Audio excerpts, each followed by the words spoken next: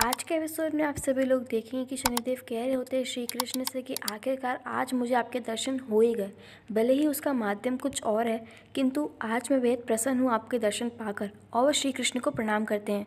फिर श्री कृष्ण कह रहे होते हैं शनिदेव से कि आप ये क्या कर रहे हैं, महादेव की कोई गलती भी नहीं है और आज महादेव को मृत्यु दंड दिया जा रहा है, ये अनुचित है। और आप सभी लोग देखेंगे महादेव को दिखाया जाएगा जो कि मृत्यु दंड के लिए एकदम सज्ज होंगे और सारे सैनिक उन्हें लेकर आ रहे होंगे।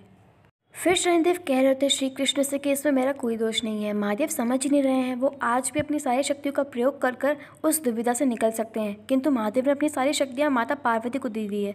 मैं तो सिर्फ अपना कर्तव्य कर रहा हूँ, पर महादेव ही हट पर अड़े हैं। इस बात को सुनने के बाद श्री कृष्ण कह रहे होते हैं शनिदेव से कि आप अपना सद्बोध खो बैठे हैं क्रोध के कारण। आप जानते हैं ना कि जिसने आपको ये सारी शक्तियाँ प्रदान की है, आप उसे ही दोषी कह रहे हैं। इस बात को सुनने के बाद शनिदेव कह रहे होते कि दोषी तो महादेव भी नहीं है, दोषी तो आप हैं। मैं आप पर अपनी वक्र दृष्टि का प्रयोग करना चाहता था क्योंकि आप दोषी हैं, किंतु महादेव समझ ही नहीं रहे हैं और आज मैं अपने कर्तव्य से पीछे नहीं हटूंगा। तभी श्री कृष्ण कह रहे होते कि ठीक है, क्या तुम मुझे बता सकते हो कि मेरा क्या दोष है। इस बात को सुनने के बाद शनिदेव कह रहे होते कि वर्षों तक आपने मुझे प्रतीक्षा में रखा। मैंने कितनी बार आपसे मिलने का प्रयास किया। उस दिन जब मैं आपके गोकुल में आया था, मेरा मंतव्य केवल एक ही था, वो है आपके दर्शन करना। किंतु उस स्त्री ने मेरे बुरेपन का मजाक उड़ाया, किंतु मुझे उस बात का बुरा नहीं लगा क्योंकि मुझे विश्वास था कि आप एक दिन मुझसे मिलने अवश्य आएंगे, पर आप नहीं आए। आपका ये दोष है। फिर शनिदेव कह रहे होते कि आपने एक प्रेमिका का प्रेम का तिरस्कार किया है, उसे लंबी प्रतीक्षा दी है और उसे विरह दिया है। क्या ये पाप नहीं है? इसलिए मैं आपको दंडित अवश्य करूँगा।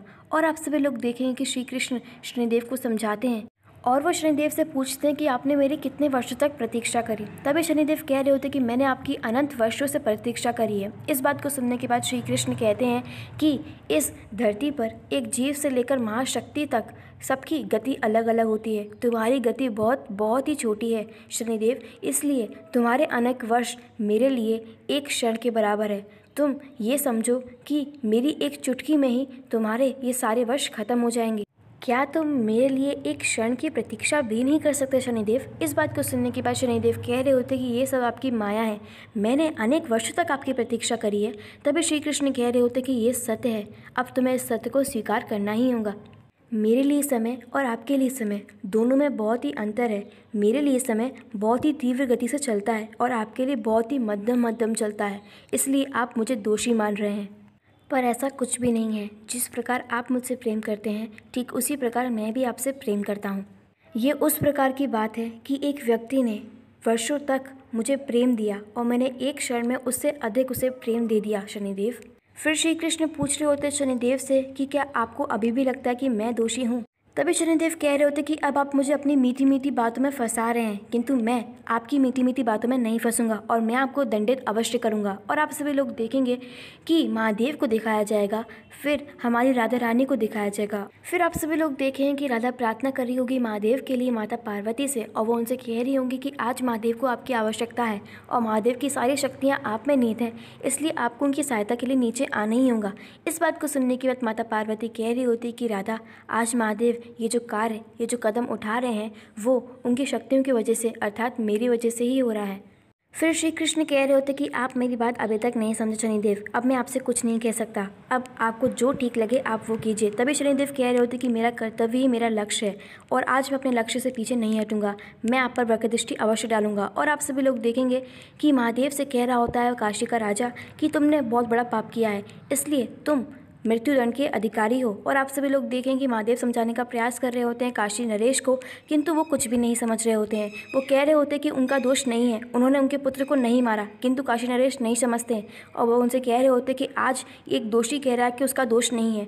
फिर बार बार महादेव समझाने का प्रयास कर रहे होते हैं काशी नरेश को, किंतु उन्हें कुछ भी समझ में नहीं आ रहा होता है और वो अपने सैनिकों को आदेश दे देते हैं कि महादेव को दंडित अभी के अभी किया जाए। और आप सभी लोग देखेंगे कि माता पार्वती कह रही होती कि काशी नरेश इतना भी नहीं जानते कि वो महादेव को दंडित कर रहे हैं। और आप सभी लोग देखें कि माता पार्वती कह रही होती महादेव से कि महादेव, शनिदेव अपनी वक्र दृष्टि का प्रयोग श्री कृष्ण पर करने वाले हैं, आप तो जगत के निर्माता हैं, आप तो अर्धनारीश्वर हैं, अब आपको ही कुछ करना होगा। और आप सभी लोग देखें कि महादेव माता पार्वती की सारी बातें सुन लेते हैं। फिर आप सभी लोग देखें कि शनिदेव अपनी दृष्टि का प्रयोग करते हैं श्री कृष्ण पर, किंतु उससे पहले ही महादेव समय रोक देते हैं। और आप सभी लोग देखें कि शनिदेव पूछ रहे होते हैं श्री कृष्ण से कि ये सब कुछ क्या हो रहा है। तभी श्री कृष्ण कह रहे होते कि काल चक्र को रोका गया है। इस बात को सुनने के बाद शनिदेव कह रहे होते कि आप काल चक्र को रोकेंगे। मैं जानता हूँ कि ये सब कुछ आप निर्धारित करते हैं, किंतु इसका अर्थ ये नहीं कि जब आपको दंडित किया जाए तो आप समय रोक दें। इस बात को सुनने के बाद श्री कृष्ण कह रहे होते कि ये सब कुछ मैंने नहीं किया है, ये सब कुछ किया है तो महादेव ने किया है। और आप सभी लोग देखें कि महादेव वहाँ पर प्रकट हो जाते हैं। फिर श्री कृष्ण महादेव को प्रणाम करते हैं और फिर शनिदेव भी महादेव को प्रणाम करते हैं। तभी शनिदेव कह रहे होते कि अगर आप यहाँ पर हैं, इसका अर्थ है कि राजा के प्रकोप से आपको मुक्ति मिल चुकी है। तभी महादेव कह रहे होते कि मुझे मुक्ति नहीं मिली है, मैं अभी भी वहीं पर हूँ। तभी शनिदेव कह रहे होते कि अगर आप वहाँ पर हैं तो फिर यहाँ पर कौन है। तभी श्री कृष्ण कह रहे होते कि ये महादेव का विराट रूप है जो कभी ख़त्म नहीं हो सकता। इसका ना अंत है और ना ही आदि है और ना ही इसे कोई ख़त्म कर सकता है। और आप सभी लोग देखेंगे कि महादेव के इस रूप को सभी देवी देवता प्रणाम करते हैं। और आप सभी लोग देखेंगे फिर शनिदेव कह रहे होते हैं महादेव से कि आज आप फिर श्री कृष्ण की रक्षा करने के लिए आए हैं, इसलिए आज मैं आपसे एक प्रश्न पूछना चाहता हूँ। क्यों ये सब कुछ हो रहा है? आपने मुझे ये शक्ति प्रदान दी थी कि मैं हर एक सही गलत का फैसला करूँ और हर एक गलत व्यक्ति को दंडित करूँ, तो आज आप क्यों श्री कृष्ण की सहायता करने के लिए आ रहे हैं? इसका अर्थ है कि मुझसे कोई भूल हो रही है। क्या आप मुझे बता सकते हैं कि मुझसे क्या भूल हो रही है? तभी महादेव कह रहे होते कि कर्म फलदाता तुम हो और अब मैं तुम्हें बताऊं कि तुम्हारी क्या भूल है।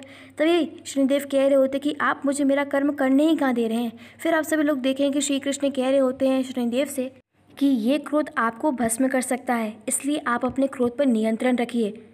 फिर श्री कृष्ण कहते हैं कि अब आप स्मरण कीजिए, जब आप मुझ पर वक्रदृष्टि डालने आ रहे थे तब महादेव ने आपसे क्या कहा था। और फिर आप सभी लोग देखें कि शनिदेव स्मरण करते हैं और वो उन्हें याद आता है कि महादेव कह रहे होते कि जब तक आपकी वक्रदृष्टि का प्रभाव मुझ पर नहीं हो जाता तब तक आप श्री कृष्ण पर वक्रदृष्टि नहीं डालेंगे। इस बात को सुनने के बाद शनिदेव कह रहे होते कि मुझे सब कुछ याद है। फिर श्री कृष्ण कहते हैं कि ठीक है, पर अभी तक महादेव पर आपकी वक्रदृष्टि का प्रभाव नहीं हुआ है, उन्हें अभी तक दंडित नहीं किया गया है, तो आप मुझ पर वक्रदृष्टि क्यों डाल रहे हैं? फिर शनिदेव कह रहे होते कि ठीक है, जब तक महादेव पर प्रभाव नहीं होगा तब तक मैं यहाँ पर वक्रदृष्टि नहीं डालूंगा। और आप सभी लोग देखें कि श्री कृष्ण कह रहे होते कि तुम अभी तक नहीं समझ रहे हो शनिदेव। मैं ये कहना चाह रहा हूँ कि जब महादेव का कोई दोष ही नहीं है तो तुम उन्हें क्यों दंडित करना चाह रहे हो? महादेव ये सब कुछ मेरे लिए कर रहे हैं, उनमें उनका कोई दोष नहीं है, तो उन्हें क्यों दंड मिल रहा है? महादेव ये सब कुछ प्रेम की वजह से कर रहे हैं। इस बात को सुनने के बाद शनिदेव कह रहे होते कि अब मैं आपकी मीठी बातों में नहीं आऊँगा, इसलिए आप प्रयास भी ना करें। और आप सभी लोग देखेंगे, और अगर बात प्रेम की है तो मैं आपको बता दूं कि प्रेम मुझे महत्वपूर्ण नहीं लगता। फिर आप सभी लोग देखें कि महादेव कह रहे होते हैं श्री कृष्ण से कि शनिदेव तो प्रेम के बारे में सब कुछ भूल चुके हैं, इसलिए आपको उन्हें स्मरण करवाना ही होगा। तभी श्री कृष्ण कहते हैं कि मुझे नहीं लगता कि शनिदेव कुछ समझेंगे। और आप सभी लोग देखें कि महादेव कह रहे होते कि अवश्य समझेंगे, पहले आप उन्हें समझाइए तो सही। और आप सभी लोग देखेंगे, फिर आप सभी लोग देखें कि शनिदेव कह रहे होते कि क्या फिर से मेरे लिए कोई योजना बनाई जा रही है। तभी महादेव कह रहे होते श्री कृष्ण से कि श्री कृष्ण, अगर आपने अभी उसे सत्य नहीं बताया तो मुझे बताना पड़ेगा। तब भी श्री कृष्ण कुछ भी नहीं कहते। फिर आप सभी लोग देखेंगे महादेव कह रहे होते शनिदेव से कि शनिदेव, तुम्हें एक सत्य का सामना करना पड़ेगा। और आप सभी लोग देखें कि शनिदेव से कह रहे होते महादेव कि जिस प्रकार तुमने अपने पिताश्री पर अपनी वक्रदृष्टि डाली थी, जिसकी वजह से पूरा ब्रह्मांड अंधेरे में चला गया था, उसे अंधेरे का सामना करना पड़ा था, तब आपके पिताश्री आए थे नारायण के पास। आपके पिताश्री आपको दंड देने के बारे में सोच रहे थे, तब श्री कृष्ण ने उन्हें आपकी महत्वता बताई थी कि आपके बुरेपन से कुछ भी अंतर नहीं पड़ता, आपका बुरापन उनकी तपस्या को दर्शाता है। और आप सभी लोग देखेंगे महादेव कह रहे होते शनिदेव से कि शनिदेव, नारायण ने ही आपके पिताश्री को आपकी महत्वता समझाई थी और आप उन्हें ही दंड देने जा रहे हैं।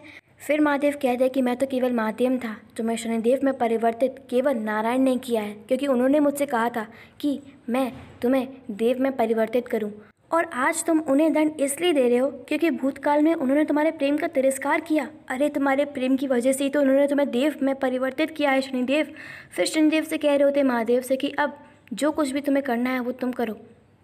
और आप सभी लोग देखें कि शनिदेव कह रहे होते श्री कृष्ण से कि जो कुछ भी महादेव ने कहा क्या वो सत्य है? मैं केवल यही समझता था कि आपने मेरे प्रेम का तिरस्कार किया है, किंतु आप मुझसे इतना प्रेम करते थे। तभी श्री कृष्ण कह रहे होते कि मैंने तो वही किया जिसके लिए तुम हकदार थे, तुम प्रेम के अधिकारी हो।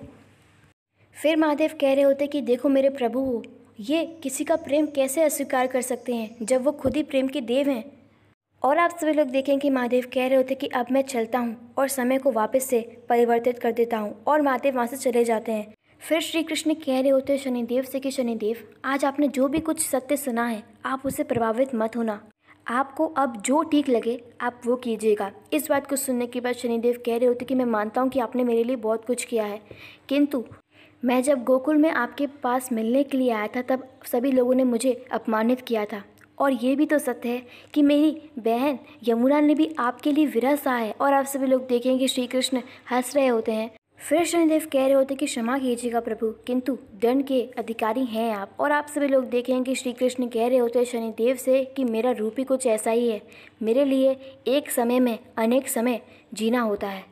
और सबको लगता है कि मैं अपराधी हूँ, किंतु मैं अपराधी नहीं हूँ। मैं सभी लोगों से उतना ही प्रेम करता हूँ जितना प्रेम मैं राधा से करता हूँ, किंतु अंतर केवल इतना है कि राधा ने आज तक मुझसे कोई भी अपेक्षा नहीं रखी क्योंकि वो मुझे समझती है, किंतु और लोग मुझसे अपेक्षा रखते हैं, इसलिए राधा मेरे लिए बहुत महान है। फिर श्री कृष्ण कह रहे होते कि अब आपको जो ठीक लगे आप वो कीजिए। तो दोस्तों ये थी कुछ आज के अपडेट्स। कल के एपिसोड में आप सभी लोग देखे हैं कि राधा और कृष्ण दोनों पूजा करने के लिए निकल पड़ते हैं महादेव की, तभी वहाँ पर आ जाते हैं शनिदेव, और शनिदेव कह रहे होते कि मैं आपको महादेव की पूजा नहीं करने दूंगा।